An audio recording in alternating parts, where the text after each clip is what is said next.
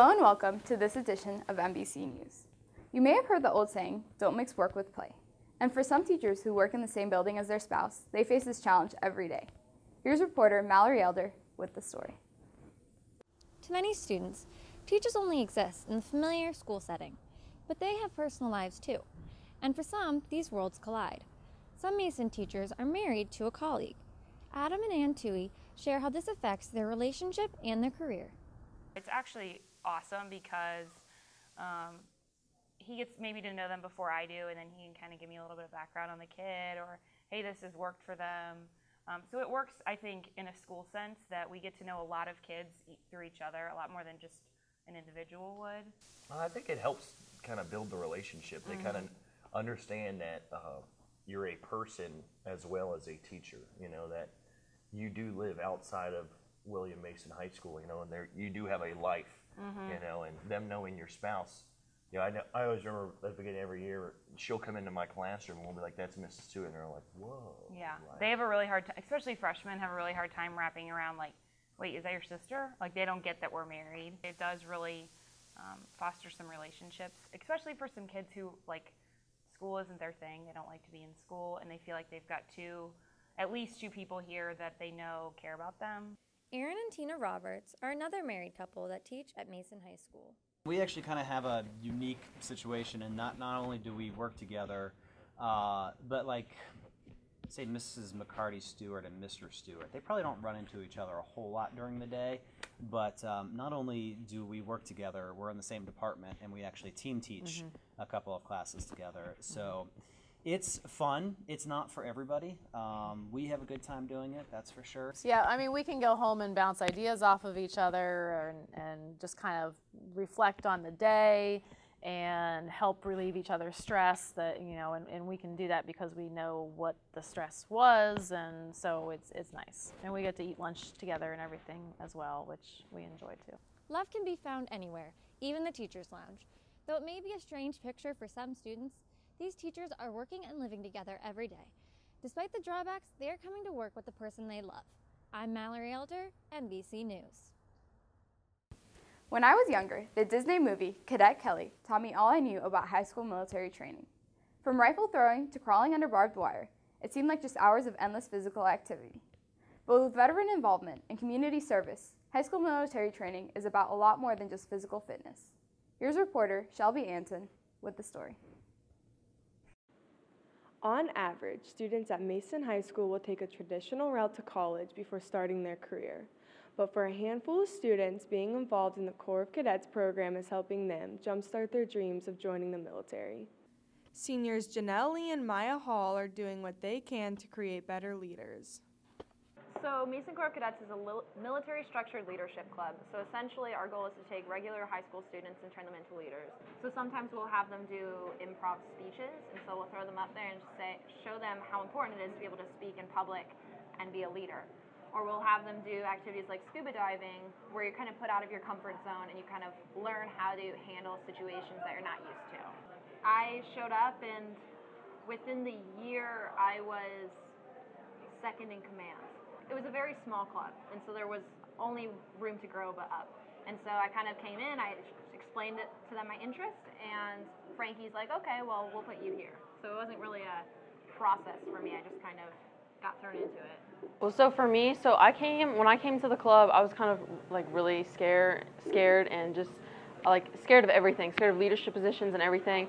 And Sergeant Velasco threw me into the lowest leadership position possible. And then from there, that's when I started getting really interested in it, and I started working really hard, you know, to making the club better. And that's when I started getting promoted. I feel like Maya's story kind of is really good to tell the cadets, because since we're a larger club now, we're able to explain to the cadets that you can start in a lower position and you can work your way up to any position. While Maya and Janelle are graduating, then enlisting, junior Andrew Davidson and senior Paul Shepard are taking a different route and are already enlisted while in high school. Well, I did join because I am going into the Army, and my recruiter, Sergeant Velasco, he told me that I should join the club to better my leadership skills and learn how to march with the other soldiers. I wanted to join because I wanted a better jump when I enlisted, and I wanted to get more in depth into the military culture, and I wanted to learn more from Sergeant Velasco, Sergeant Hostetler, Sergeant Franks, and the other recruiters, and I wanted to see the experiences and the hopes and dreams for some of the other cadets here. By participating in weekly meetings, drill practices, and intense workouts, these students are more than willing to move beyond just studying the books, but to stand in uniform as leaders to serve our country in the future. I'm Shelby Antone, MBC News.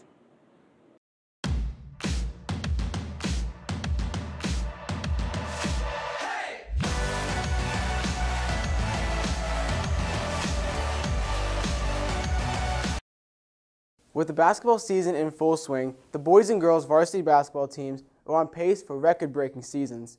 Colin Eckefe has a story on the Comet's incredible quest. The Mason basketball program has always been successful, but this year both teams have comparable qualities that have helped them take their games to the next level. The men's and women's varsity basketball team are off to great starts, dominating their opponents on both sides of the ball. Offensively, both teams play a fast-paced game, moving the ball and getting it up the floor. This up-tempo brand of basketball has led the teams to being near the top of the GMC in points per game and assists. Mason's men's varsity basketball head coach, Greg Richards, and women's varsity basketball standout center, Lauren Van Clunen, both believe that sharing the ball has been a big factor in their success. I think this team shares the ball extremely well, and I think that's a large part of our success right now. We've got different leading scorers, different nights, and if you look at our assists compared to the rest of the teams in the league, you know, we're quite a bit better than most teams. The way we get a lot of points up on the board is we share the ball. We look to find the open man, and we make that extra pass, and I think that really shows that we're a team. So I think we push the ball. We like to push the ball. Jay does a great job of pushing it, looking for the open man down court. And I think that's just how we get our shots. We have really good guards with three-point shooters and stuff like that. So I think that really helps us get points on the board.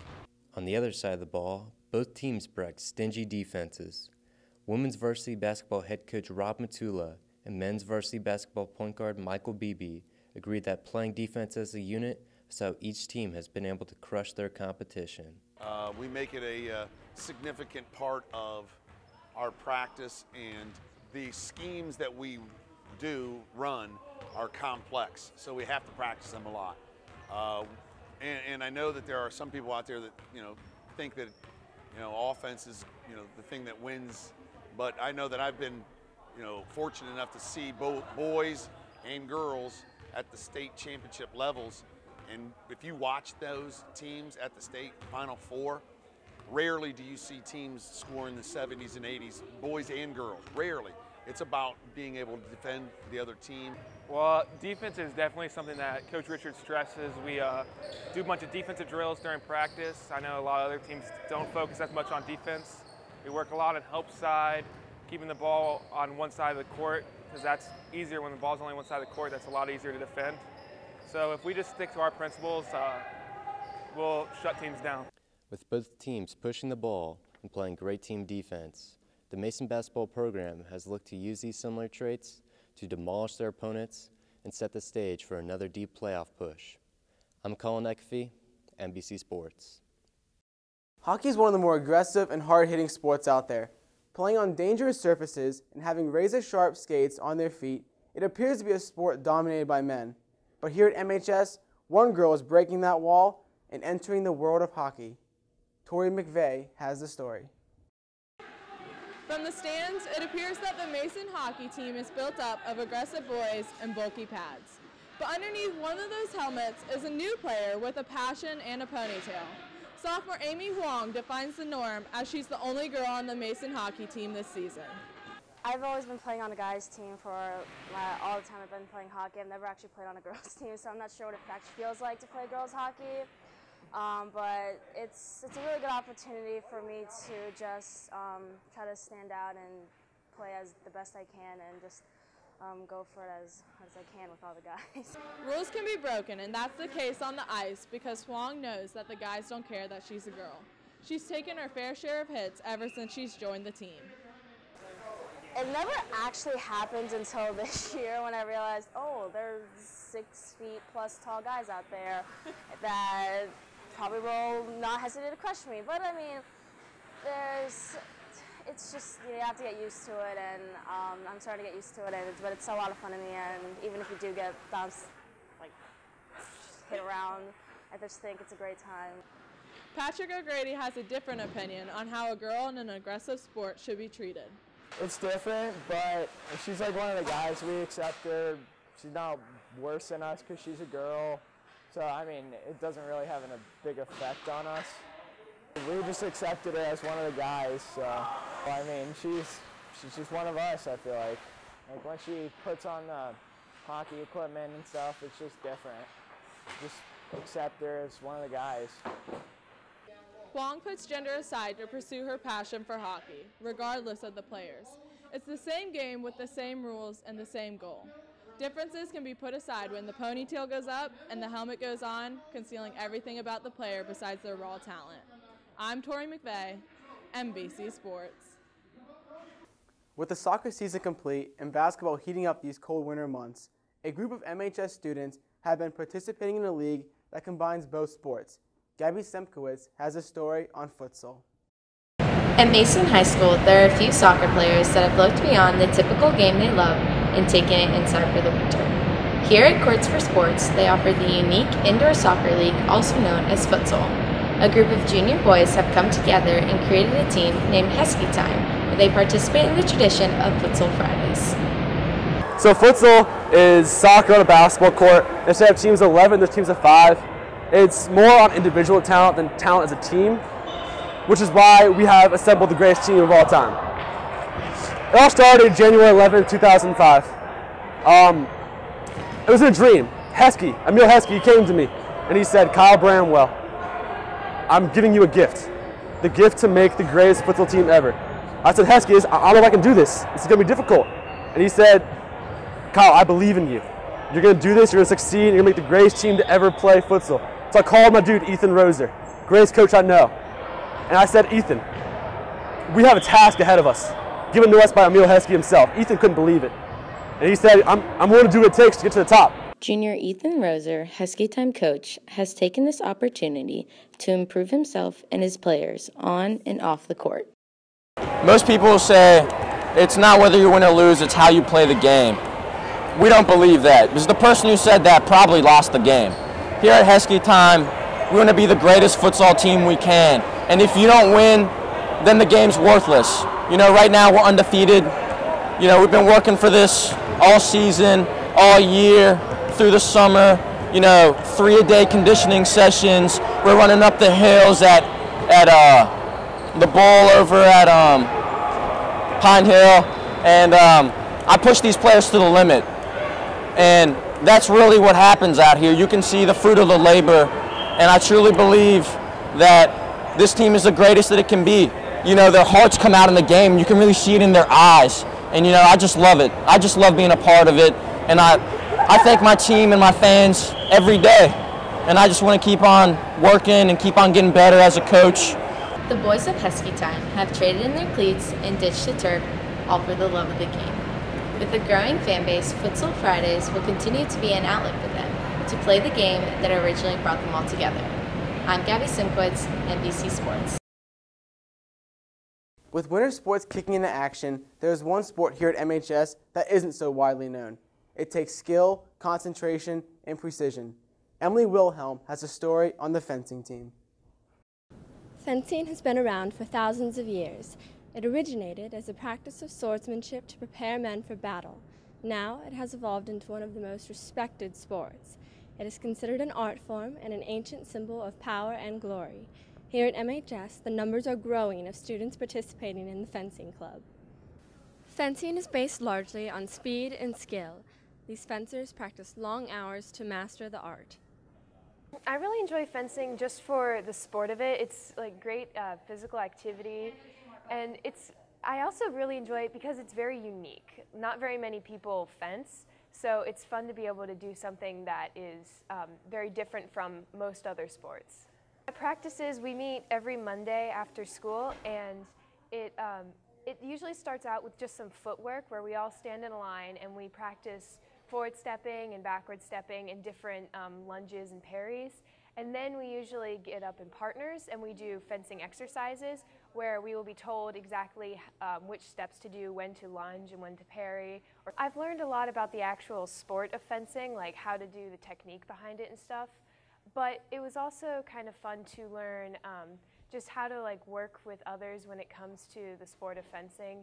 And especially because I'm one of the only girls there, it's an experience to try to hold my own against a. These students showed tremendous growth, but it couldn't be done without the help from competitive fencer and coach Ryan Howell. I fenced in Summer Nationals and I did pretty well there. Usually the top 32 is considered kind of championship round. I took 13th there. When I was 10, I took 2nd at NAC or North American Cup.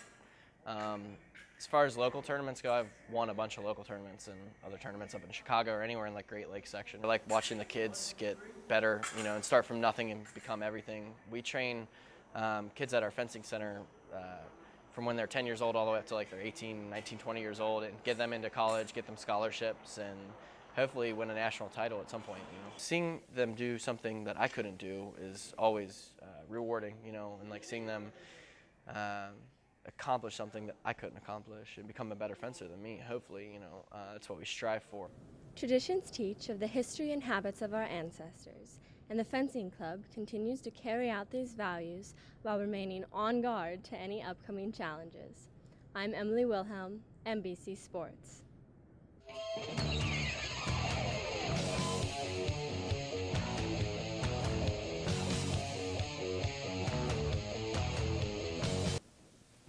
What do rappers Lil Wayne, Tyler the Creator, and Super Hot Fire have in common? Apart from the ability to rap effortlessly, all three have rather funky names. Here's reporter Ariel Jones with today's Kids in the Commons. From Migos to Snoop Dogg, every great rapper has a signature rap name. So we ask you kids in the Commons, if you were a rapper, what would your rap name be? If I was a rapper, my name would be Tip Doggy because I like to hold it down. My rap name would be ASAP Sim because I'm in the ASAP mob. What's up? What's Gucci? Ah! My rap name would be Buttnole because you should follow me on Twitter at Buttnole. J Money because I am J Money. That's who I am and that's who I'm going to be. Thank you. Bye. Big D because my name is D'Angelo and I'm big. Orange Sizzle because I'm fairly passionate about oranges, but specifically baby oranges. Not the big oranges, but the smaller ones, commonly known as cuties. My rapper name would have to be Concept Rhymes. Check out my SoundCloud, Concept513. Don't forget to follow me. A good rap name for me is Juicy J because I'm like Juicy J. I spit real heat on the mic. I ain't got time, money ain't gonna shine, gonna be on the grind all the time, gonna earn a dime. That's not the name, it's like baby oranges. It's not like clementines either. I prefer the term baby oranges. That'd be called the Teshy Man's rapping game. Danger John, capital D. My rapper name would be J Swizzle because I spit straight fire. My name would be J Money Squared because he's my idol. I would be the guy Chuck Norris wishes he was. Yeah. That's my rapper name, yeah. Probably Swagmaster Flex because I'm Joe Ghost, so what's up, girl? Whether it's Orange Sizzle or J Money, I'm not sure these MHS students are quite ready to begin their rap careers yet. I'm Ariel Jones, MBC News. Personally, if I had to choose a rapper name, I'd go with Special K. Good thing I'm not going to be a rapper anytime soon. Thank you for joining us on today's broadcast. As always, we are committed to bringing you the news of students making the news. For the people in front and behind the camera, I'm Kelly Noriega.